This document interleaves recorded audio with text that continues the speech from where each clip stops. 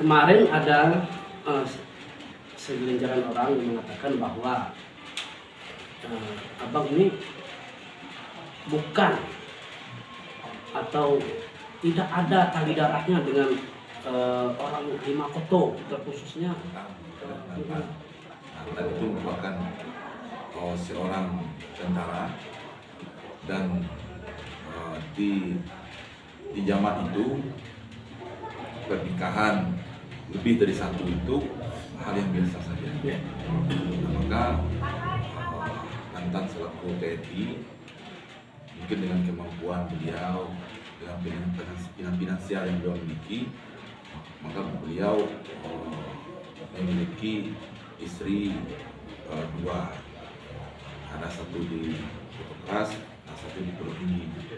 Nah, Pulau Tinggi itu merupakan ibu daripada kalau untuk program yang lebih monumenal atau Slendra, selain daripada visi yang telah kita buat tadi dengan beberapa program juga per dusun. wow, 50 juta per dusun.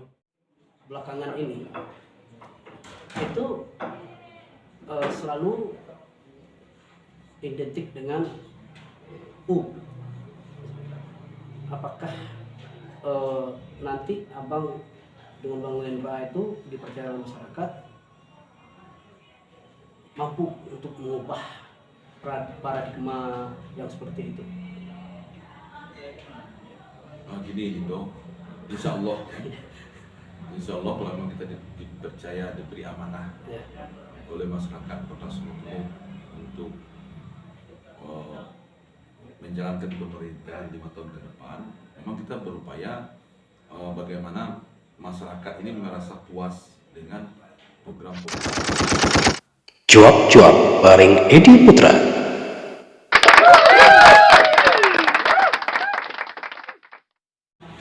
Oke, assalamualaikum warahmatullahi wabarakatuh. Bertemu kembali dengan saya Edi Putra dalam program kita seperti biasanya cuap-cuap. Ya, kali ini kita akan bercuap-cuap bareng bersama Bapak Alfias Santoni. Beliau merupakan calon wali kota Sungai Penuh periode 2024-2019, dan juga beliau di periode kemarin juga pernah menjabat sebagai wakil wali kota Sungai Penuh. Cuap-cuap bareng Edi Putra.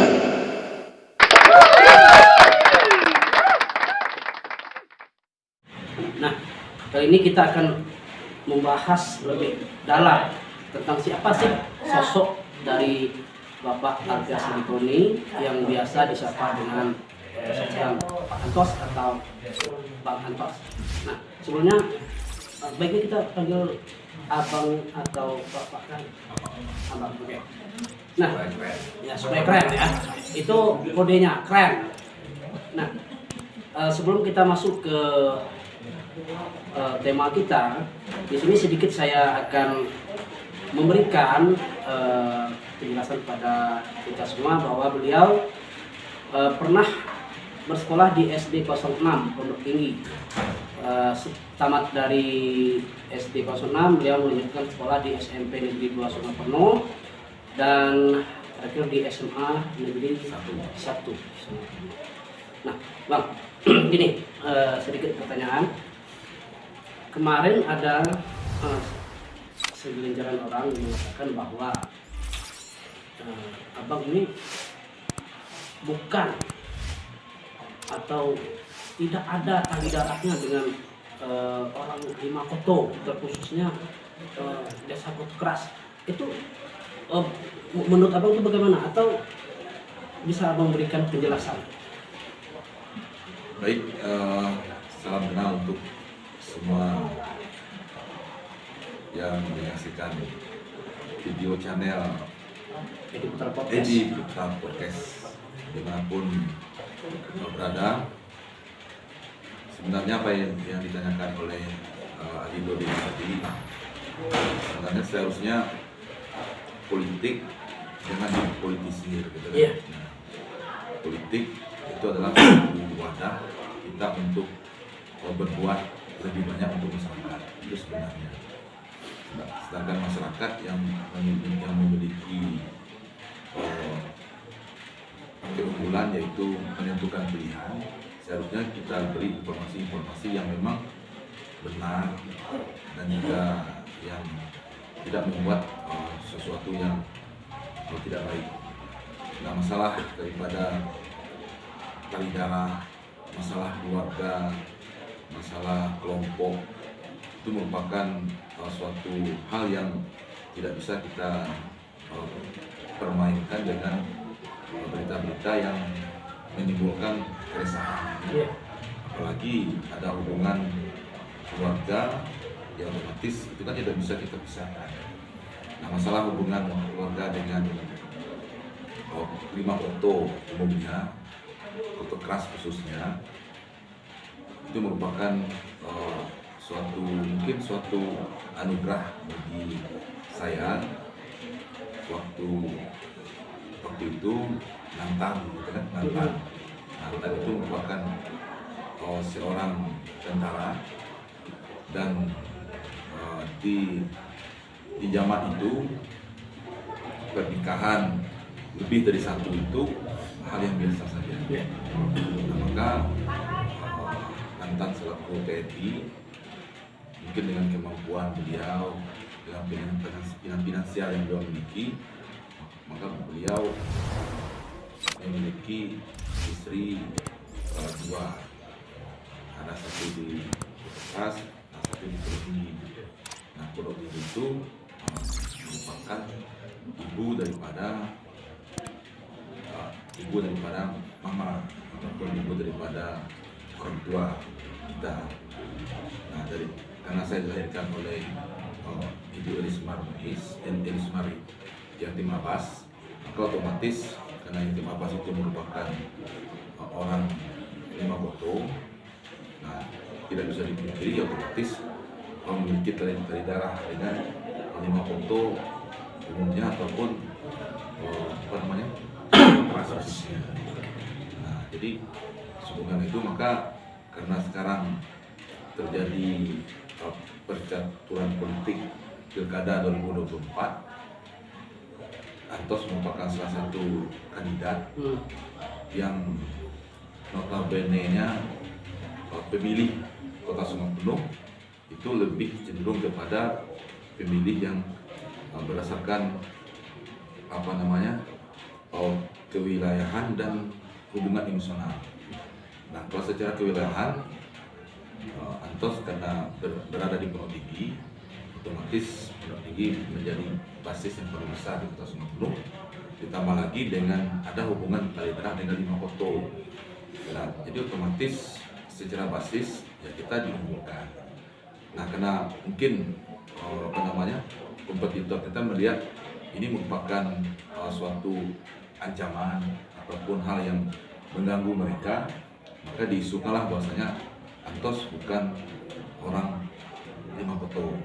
Nah, pada kesempatan ini alhamdulillah Ibu Edi sudah menanyakan hal itu, maka perlu saya sampaikan bahwasanya tali darah atau hubungan keluarga secara emosional itu tidak bisa dibuat-buat, kan? Itu merupakan ya keturunan.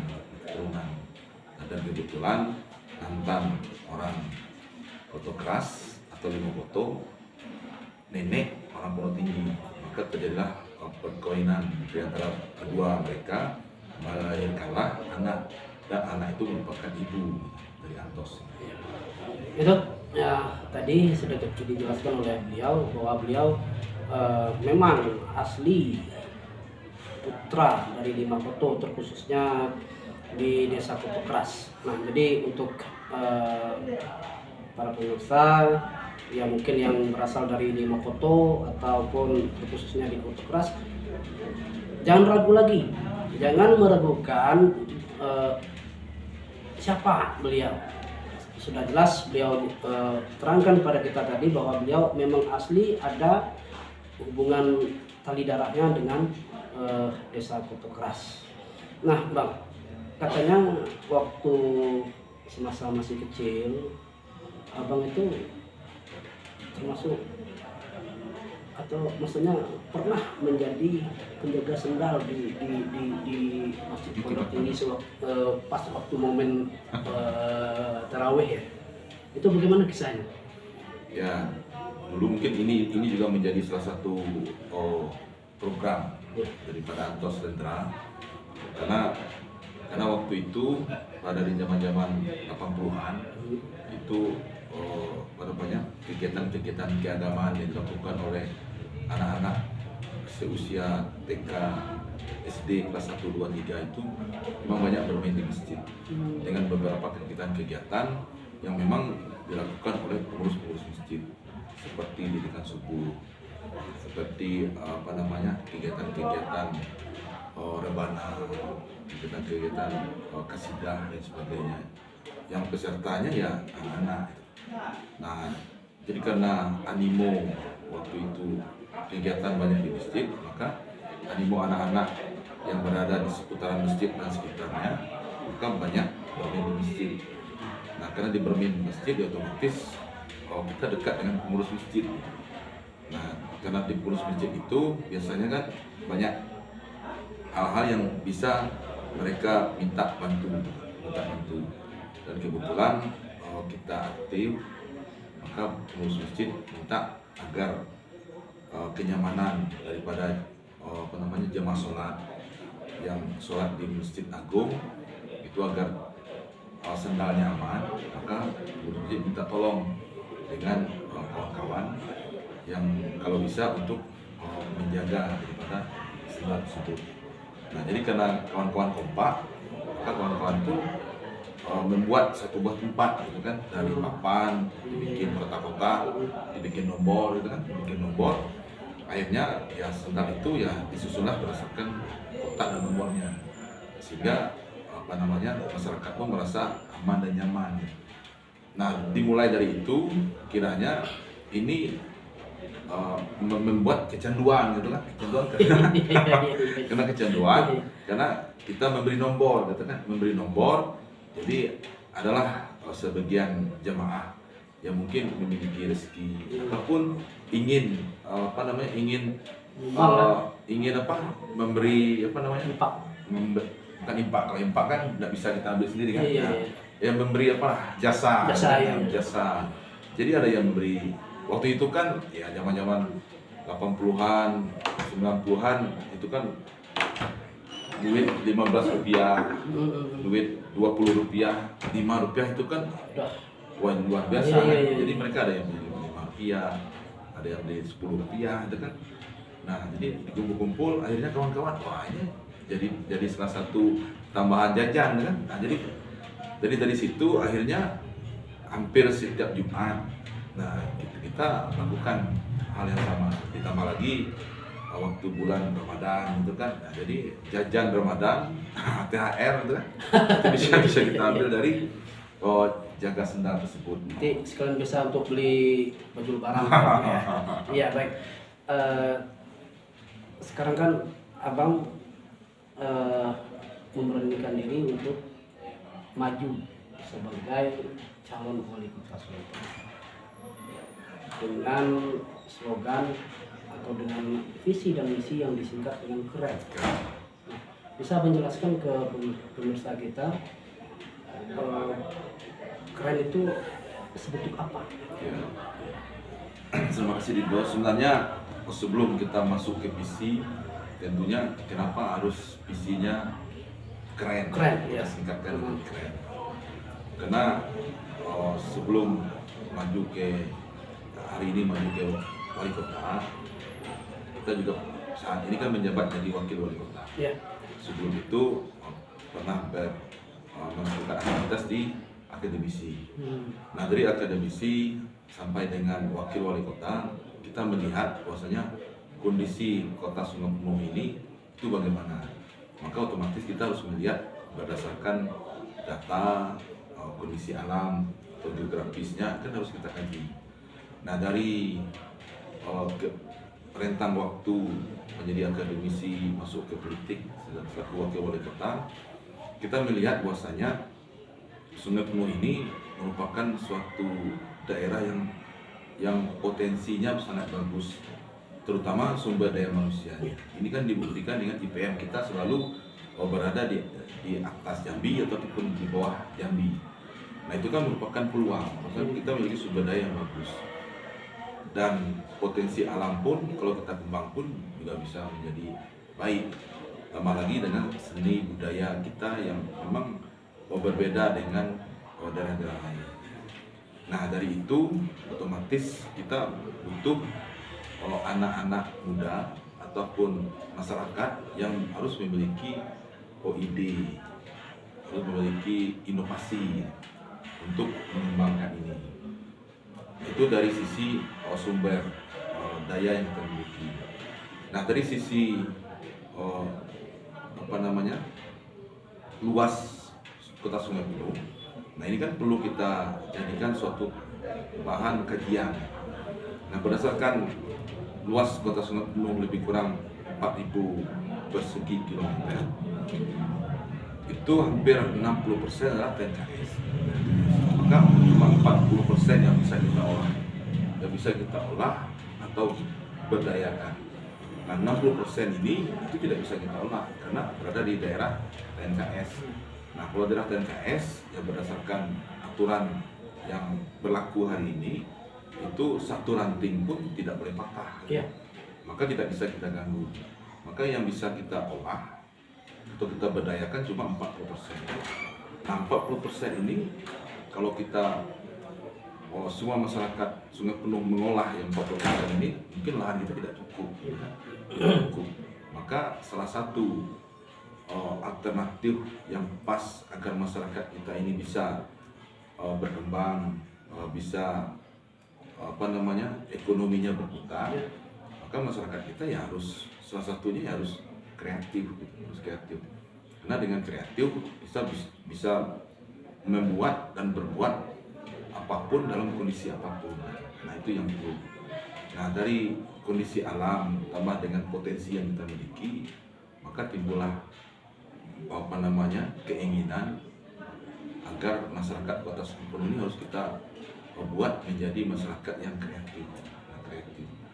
Kreatif karena dengan kreatif walaupun lahan kita terbatas, karena kreatif kita bisa berbuat lebih banyak. Nah sama dengan di Singapura, walaupun daerahnya kecil, dia bisa menjadi salah satu macan Asia Tenggara di sisi perdagangan. Itu juga dengan Jogja, itu juga dengan Bali, gitu kan. Nah kalau kita lihat daerahnya ya biasa-biasa saja, tapi karena masyarakatnya kreatif, dia bisa berbuat lebih baik lagi. Nah jadi Kota Sungai Penuh dengan keterbatasan ini, maka kita harus membuat masyarakatnya kreatif.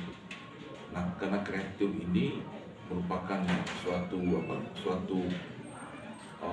pemahaman yang harus kita kembangkan di setiap individu masyarakat Kota Sungai Penuh, maka masyarakat pemerintah harus hadir dalam rangka mengembangkan kreativitas ini. Maka timbullah ide, visi kita harus pertama kreatif. Nah dan kedua, kalau keren itu kan ekonomi. Nah kita juga tidak bisa lepas daripada pendapatan dan juga pengembangan daripada pembangunan Kota Sungai Penuh. Maka ekonomi juga menjadi salah satu indikator yang perlu kita kembangkan. Nah, jadi yang keduanya adalah ekonomi. Nah yang ketiganya, walaupun masyarakatnya kreatif, walaupun ekonominya bagus, tapi moralnya tidak bagus, itu kan juga tidak bisa menjadi suatu masyarakat yang madani, ya. Nah maka otomatis kita harus religius. Jadi KER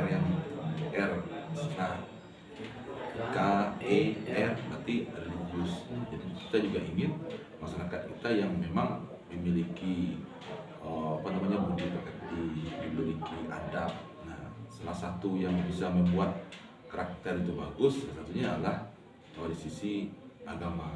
Nah, agama ini juga menjadi suatu prioritas kita. Nah, yang keempat setelah R ada E, kan? Ini ada entrepreneur. Entrepreneur ini merupakan suatu semangat yang harus kita bangun untuk anak-anak muda Kota Sungai Penuh, untuk masyarakat Sungai Penuh, bahwasanya kita ini bisa, walaupun kita berada di daerah, walaupun kita berada di tempat yang tidak memiliki akses, tapi kita harus bangun semangat masyarakat Kota Sukabumi bahwasanya kita bisa melakukan sesuatu yang memang kita inginkan. Nah, ini semangat ini harus kita pompa, kita pompa ya dengan pertama dengan motivasi, yang kedua mungkin dengan modal. Jadi setiap semangat ini kan tidak bisa dengan kata-kata, kan? Jadi otomatis harus kita beri reward ataupun punishment. Ya, punishment kalau memang dia tidak bisa, berarti kita beri bantuan. Kalau memang dia melanggar, ya berarti kita beri hukuman. Nah, itu berarti ini bentuk entrepreneur ini adalah bagaimana kita membangkit semangat daripada masyarakat Kota Sukabumi ini, bahwasanya dia merupakan orang yang bisa berbuat lebih baik. Nah, yang terakhir N itu adalah nyaman. Nah, nyaman ini merupakan suatu hal yang memang dibutuhkan oleh semua kita, baik nyaman di bidang di bidang kehidupan sehari-hari, baik nyaman di bidang banjir, itu berarti bebas dari banjir, dan nyaman dari sampah, nyaman dari kemacetan, dan nyaman dalam berbudaya, nyaman dalam berusaha.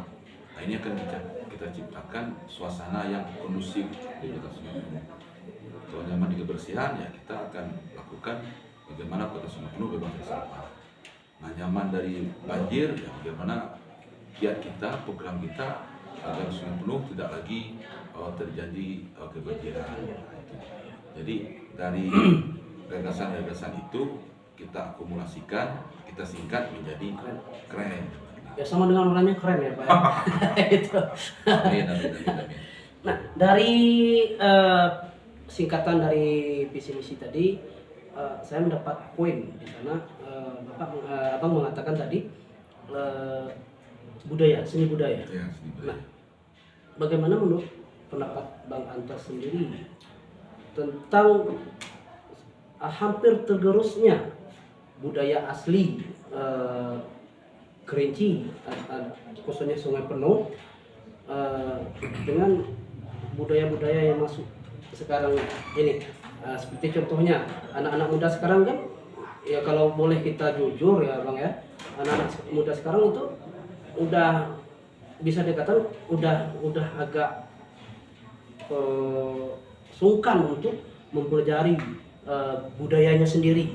Nah, dengan adanya keren tadi, budaya tadi, bagaimana Abang menyikapi atau bagaimana Abang untuk mengangkat kembali,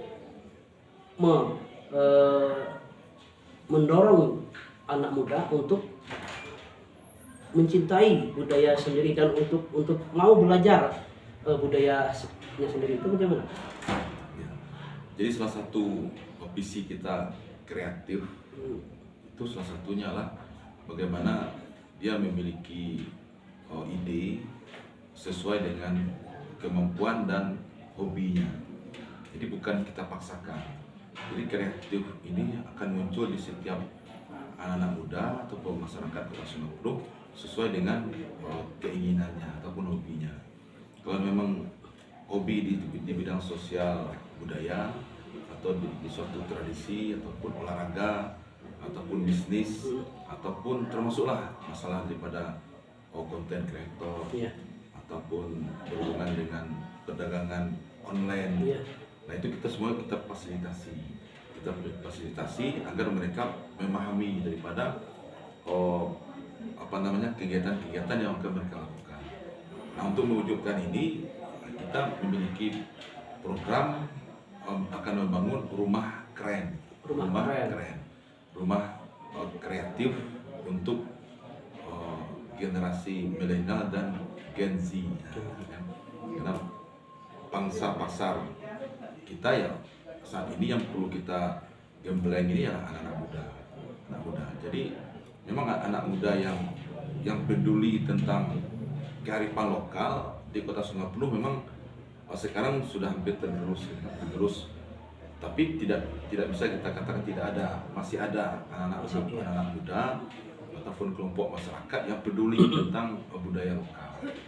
Nah, alhamdulillah beberapa hari yang lalu saya sudah ketemu dengan penggiat budaya Kota Sungai Penuh.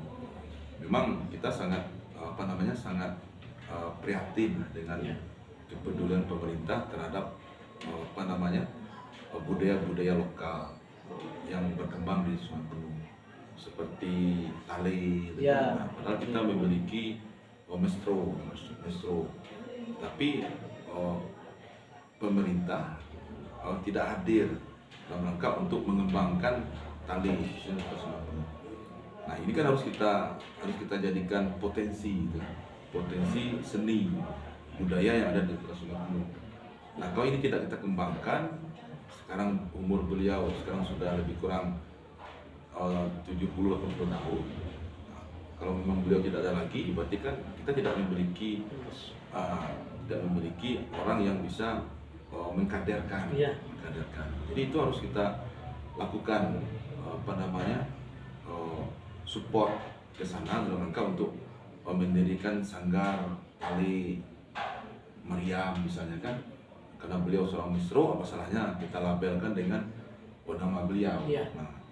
Nah, otomatis anak-anak muda yang kebetulan kalau kota kabupaten kan mengendali SMP dan SD. Nah, SD SMP ini kan kalau bisa kita wajibkan mereka untuk mengikuti makmulok kan, kurikulum lokalnya. Ada mengikuti apakah itu bersifat ekstra ataukah memang dicantumkan dalam materi mata pelajarannya. Jadi mereka bisa bertemu langsung dengan Ibu Maria misalnya yang menjadi maestro tersebut. Begitu juga dengan yang lainnya. Nah, kalau itu kita bangun saat ini, ya otomatis tradisi lama itu ya bisa berkembang. Tapi kalau tidak kita kembangkan, ya dia akan hilang sendirinya. Maka kreativitas seperti itu ya harus kita bangun, gitu kan? Karena kalau memang dia profesional di bidangnya, insya Allah itu akan menghasilkan pendapatan untuk dia sendiri. Karena saya juga pernah berkunjung ke tempat beliau menyampaikan ya sewaktu dia masih aktif, secara finansial beliau tidak ada masalah ya. Karena setiap tampil dibayar, setiap diundang diberi akomodasi. Berarti untuk hidup beliau, kalau memang bisa kita jadikan itu sesuatu yang potensi diri kita, nah insya Allah pendapatan kita pun juga kita bisa hasilkan dari sana. Nah, ini yang akan kita kembang soal budaya-budaya tadi. Jadi kreativitas itu bukan saja masalah bisnis gitu, bukan saja masalah ekonomi, tapi juga masalah kreativitas di bidang seni, budaya, kesenian, ya termasuk ekonomi. Jadi semuanya akan kita support sesuai dengan keinginan daripada anak muda tersebut agar mereka bisa mengembangkan dirinya dengan tidak merasa tertekan gitu. Nah, jadi kalau memang hobi kita, ya otomatis kita akan melakukan dengan senang hati. Baik Pak, tadi diskusi ada keren tadi Pak. Selain untuk kaula muda, ada tidak atau bisa Abang kasih bocoran ke masyarakat program lainnya yang akan nanti abang luncurkan bersama pasangan Bang Lendra untuk masyarakat Sungai Penuh pada khususnya. Ya. Nah, kalau untuk program yang lebih monumental atau Lendra, selain daripada visi yang telah kita buat tadi dengan beberapa program-program yang akan kita lakukan, nah semua itu bisa kita lakukan dengan serius apabila program ini jalan. Itu adalah 50 juta per dusun. Wow. 50 juta per dusun per lingkungan. Kalau desa ada dusun, kalau kelurahan ada lingkungan. Nah, dana ini bukan dana desa, bukan dana kelurahan, tapi tapi dana yang memang kita anggarkan di APBD, APBD ya. yang langsung kita salurkan ke dusun yang diketahui oleh Kades, kan? Nah, jadi dusun bisa melakukan hal-hal yang bersifat yang bersifat insidentil, kan? Yang jadi dana talangan daripada setiap aktivitas yang berada di dusun. Di bidang sosial, misalnya ada kematian. Nah, selama ini kita tidak memiliki data pasti berapa masyarakat Kota Sungai Penuh yang meninggal per bulan. Nah, biasanya kita cuma mendapat data, berarti ada ASN yang meninggal, ada pegawai swasta yang meninggal. Kenapa mereka melapor? Ya karena mereka mendapat ada tunjangan kematian, gitu kan? Tapi kalau masyarakat biasa, mereka meninggal ya mereka tidak akan melapor. Tidak terdata. Tidak terdata. Nah, jadi dalam program 50 juta per dusun ini, maka pemerintah menyiapkan bantuan seperti kain kafan, ataupun biaya pemakaman, ataupun biaya ambulan. Jadi sehingga karena kita memberi ini, berarti otomatis masyarakat akan melapor ke Kadus. Berarti Kadus mencatat hari ini, jam ini, anggaplah hari Kamis jam 12, tanggal 18 Februari 2024, ada meninggal perempuan umur sekian. Nah, berarti dananya keluar, berarti kita dapat data. Nah, data ini akan kita laporkan ke bagian kependudukan ataupun ke bagian dinas-dinas instansi lainnya, agar pemerintah pun kalau jelas penduduk Sungai Penuh, berarti otomatis kita dalam merancang pun juga bagus, gitu kan? Nah, itu di bidang sosial. Nah, di bidang ekonomi, karena di dusun akan juga berkembang industri-industri kecil seperti ibu-ibu yang jual goreng, jual lontong, dan kegiatan-kegiatan hasil lainnya. Berarti mereka juga memiliki keterbatasan di bidang finansial, misalnya. Anggaplah lontongnya bagus, gitu kan, rame, tapi modalnya kurang. Karena Kadus RT itu menyentuh masyarakat terbawah, maka Kadus pun tahu, gitu kan, mana masyarakat yang memang melaksanakan kegiatan usaha atau tidak. Nah, kalau di dusun dengan membuka lontong ataupun goreng dibantu 500.000, saya rasa modalnya cepat berkembang. Mungkin goreng kalau kita beli 500.000 kan banyak, apalagi sejuta. Jadi kan kalau kita bantu ibu itu dengan sejuta, itu luar biasa gelombang daripada gerakan kita. Nah, ini yang kita support. Nah, kalau memang usahanya berkembang terus, mungkin dengan dana dusun tidak terkoper, nah inilah yang menjadi data yang akan dicatat oleh dinas terkait, apakah itu Perindak, apa itu koperasi, gitu kan. Nah, jadi Perindak, koperasi dalam memberi bantuan ataupun sokongan dana tepat sasaran. Jadi dari data-data dusun inilah yang akan menjadi database kota yang memang dilakukan oleh Kadus dan RT. Jadi setiap dana bantuan untuk UMKM, bantuan untuk pengusaha kecil dan menengah, berarti ya memang datanya dari bawah.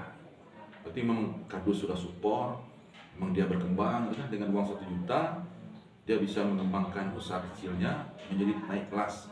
Otomatis Kadus kan tidak memiliki kemampuan lagi. Nah, maka kota pun akan mensupport daripada kegiatan daripada ibu-ibu atau pengusaha-pengusaha tersebut, sehingga dia akan menjadi dulunya dia kecil mungkin jadi menengah kan jadi besar. Nah, itu yang akan kita upayakan, karena kalau tepat sasaran saya rasa perkembangannya juga akan cepat. Jadi kalau tidak tepat sasaran, ya berarti otomatis orang itu tidak melaksanakan apa yang kita inginkan. Itu kan di bidang ekonomi. Nah, di bidang anak muda, nah kita pun dana 50 juta ini pun juga digunakan untuk kreativitas anak muda. Karena kita yakin anak-anak muda di RT ataupun dusun, memiliki banyak kegiatan-kegiatan yang selama ini mungkin mereka terkendala dengan dana. Nah, maka Kardus pun karena berada di tataran terbawah, maka tahu apa yang akan dilakukan anak muda, seperti 17 Agustus, seperti 17 Ramadan, seperti Maulid Nabi, ataupun kegiatan-kegiatan seni, latihan-latihan menari, latihan pencaksilat gitu kan. Nah, Kardus pun bisa memberi support, apakah itu istilah kita perinci, apakah minum kawut, apakah biaya administrasinya yang tidak besar gitu, tidak besar, tapi pengaruhnya luar biasa bagi kreativitas anak muda yang ada di dusun. Nah, juga dengan yang lainnya seperti untuk fisik gitu, untuk fisik. Jadi talangan ini juga bisa digunakan untuk kegiatan fisik. Karena ini dananya kecil, maka otomatis ini untuk antisipasi. Misalnya terjadi irigasi ataupun drainase ataupun jalan setapak yang terjadi sedikit ataupun berlubang, ataupun drainase mungkin sedikit terjadi karena anggaplah terjangan air besar, mungkin ada sedikit patah ataupun berlubang gitu kan. Nah, selama ini kan kita lihat Kardus atau RT terjadi hal seperti itu, dia tidak bisa berbuat apa-apa karena merujuk ke desa, karena desa memiliki APBDes, berarti otomatis anggaran ini kan sudah ada. Jadi Kades tidak bisa mempergunakan dana yang tidak sesuai dengan rapnya. Maka yang jalan setapak yang seharusnya lubangnya kecil, kalau kita menunggu dana desa ataupun menunggu dana dari daerah, otomatis kan setahun baru bisa dibangun. Berarti kalau lubangnya kecil bisa menjadi besar. Nah, Kardus ingin berbuat seperti ini. Biasanya bagi Kardus yang kreatif, mungkin dia minta sumbangan. Nah, tapi masyarakat hari ini itu mengetahui di desa uangnya besar. Ada, ya. Nah, ada. Jadi masyarakat sekarang untuk memberi bantuan itu enggan, gitu, enggan. Penuh dana desa, gitu kan. Nah, jadi Kardus pun susah. Nah, padahal dengan uang 200.000, lubang yang kecil itu bisa tertutup. Nah, dibanding kita biarkan sehingga melebar menjadi membutuhkan dana yang juga akan besar. Nah, ini kan terjadi efisiensi dalam pemeliharaan daripada fisik yang ada di dusun dan RT tersebut. Terakhir, pertanyaan terakhir dari saya.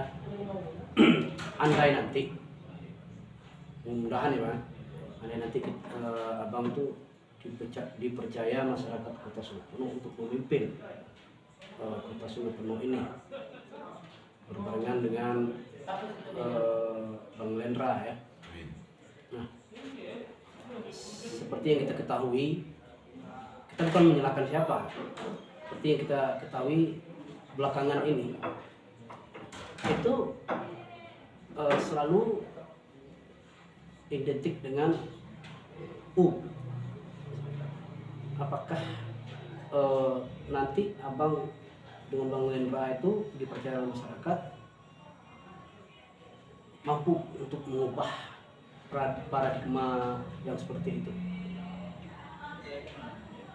Gini gitu, insya Allah kalau memang kita dipercaya, diberi amanah oleh masyarakat Kota Solopenuh untuk menjalankan pemerintahan 5 tahun ke depan, memang kita berupaya bagaimana masyarakat ini merasa puas dengan program-program yang kita lakukan. Nah, dengan kepuasan tersebut, ya berarti mereka pun merasakan bahwasanya pemerintah ini ada untuk masyarakat. Nah, kalau memang ada presiden ada isu ataupun ada presiden tidak baik dengan pemerintah terdahulu, itu kan merupakan suatu perbuatan individu kan tidak semua yang memegang kekuasaan itu berbuat seperti itu. Nah kalau memang kita dipercayakan ya insya Allah kita akan merubah daripada hal-hal yang tidak baik tersebut. Karena program kita keren ini program lebih menyentuh kepada pemberdayaan atau pengembangan sumber daya manusia. Berarti kita butuh dana, butuh anggaran yang besar ke pemberdayaan. Nah kalau masalah pemberdayaan berarti hubungannya untuk dengan manusia ataupun dengan perorangan. Nah kalau dana kita potong untuk perorangan berarti mereka akan ribut. Iya. Tapi kalau kita potong untuk fisik dia tidak akan ribut, ya kan? Nah tapi kalau terjadi hal yang di isu yang berkembang hari ini tentang semuanya nah, berarti kita akan menemukan ya kalau pejabat berarti kita menemukan pejabat yang tidak baik. Nah kalau proyek berarti kita menemukan hasil yang tidak sesuai dengan harapan. Nah kalau bersifat kegiatan-kegiatan memang terjadi sunat menyunat ya berarti kegiatannya asal-asalan gitu kan. Nah kita kan tidak ingin seperti itu.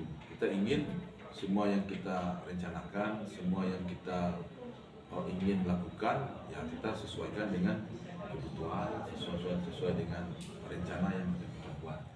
Insya Allah kalau memang kita ditakdirkan kita akan menghilangkan yang pertama sekali ya gratifikasi gitu kan. Ya, ini memang harus kita entaskan di kota Sumber ini. Itu target kita pertama. Tapi kan kalau kita lihat di beberapa kegiatan deklarasi, pengukuhan tim, ya saya rasa bukan kita ingin melemahkan ini, tapi kalau kita lihat dari masa yang datang itu, kalau pribadi saya ya Bang ya, kalau pribadi saya itu insya Allah 89% kita dipanggil. Amin. Oke baik, pemirsa ya itu tadi job-job kita bersama Bang Antos yang merupakan calon wali kota Sungai Penuh untuk periode 2024-2029. Beliau sudah menjelaskan semuanya mulai dari semua visi misi beliau untuk kedepannya. Itu baru sebagian. Baru sebagian visi misi yang beliau sampaikan, terutama untuk kaula muda. Terutama untuk di sini saya dapat poin pertama untuk kaula muda, beliau akan mendorong kaula muda untuk menjadi seorang entrepreneur sejati.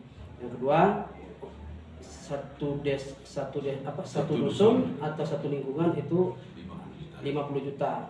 Dan di sini jangan-jangan nanti untuk jadi kardus bayar juga. Nah, untuk itu marilah bersama-sama kita di sini untuk mendukung Amin.